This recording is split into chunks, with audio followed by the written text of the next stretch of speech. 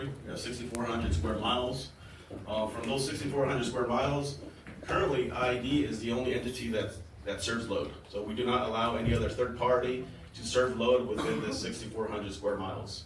And that's a key point when we're talking about data centers, because we've been approached by some data center developers stating that they would like to serve their own generation, given that IED does not have capacity.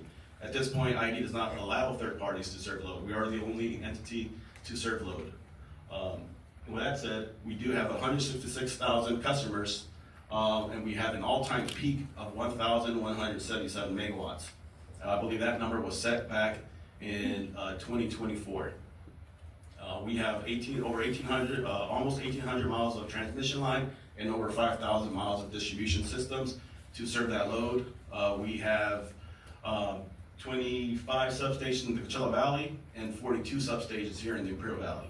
Ironically, in summer, our load is split. 60% of that consumption is in the Coachella Valley and 40% of that is in the Imperial Valley, even though we have more substations. It just happens that the load is more spread out here in the Imperial Valley, where there's higher population densities up in the Coachella Valley area. In terms of capacity, we do have over 2,100 megawatts of capacity connected to the IED electric system. About 750 megawatts of those is owned by the IED. The rest are from independent power producers that either export their power to neighboring utilities or have power purchase agreements with the IED. IED is what we call an industry vertically integrated utility, which means that we control all aspects of our business. We do the generation, the transmission, and the distribution. And on top of that, we have a market function where we buy and sell electricity, and we are a balancing authority. That's kind of unique for a public agency, that we control all aspects of the electric industry.